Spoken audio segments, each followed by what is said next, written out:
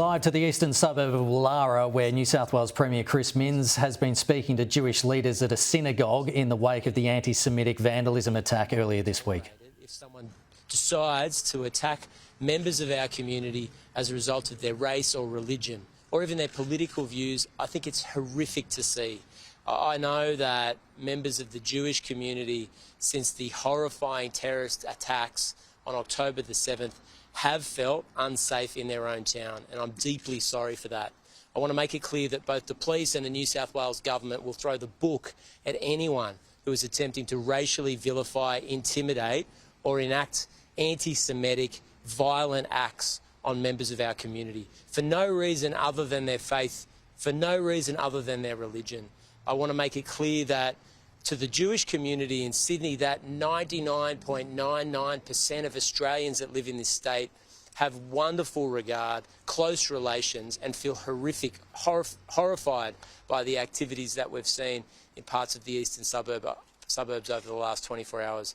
I also want to make it clear that police have stood up a strike force. We are taking these violent criminal acts very seriously. They are motivated by hate.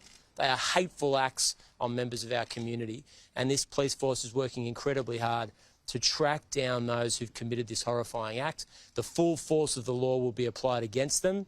None of this will be tolerated in 2024 in Sydney, and no one should feel intimidated or harassed in their own place, in their own town, in their own home. And we're happy to take questions. Concern, perhaps in the lead up to Christmas, that we might see more of this?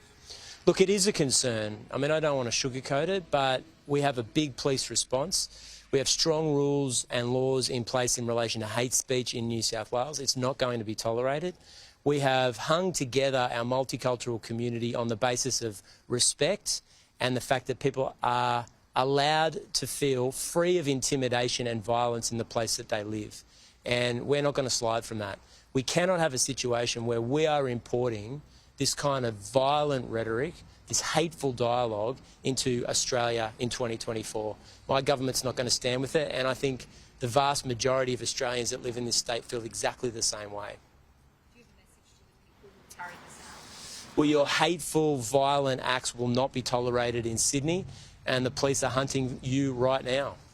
Premier, just speaking of messages, do you have one to the hospitality sector today in the wake of the reprieve, yes, they've received a lot of cancelled bookings, restaurants and all the rest of it over the weekend? Yeah, I do. I am obviously sorry about the inconvenience that the industrial disruption on the railways had over this coming weekend.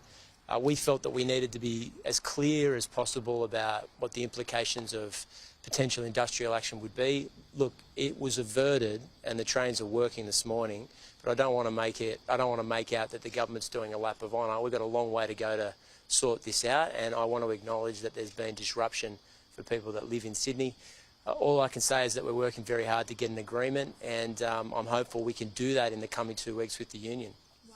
No, that's okay. I'm happy to take it. Okay, that's where we leave New South Wales Premier Chris Minns.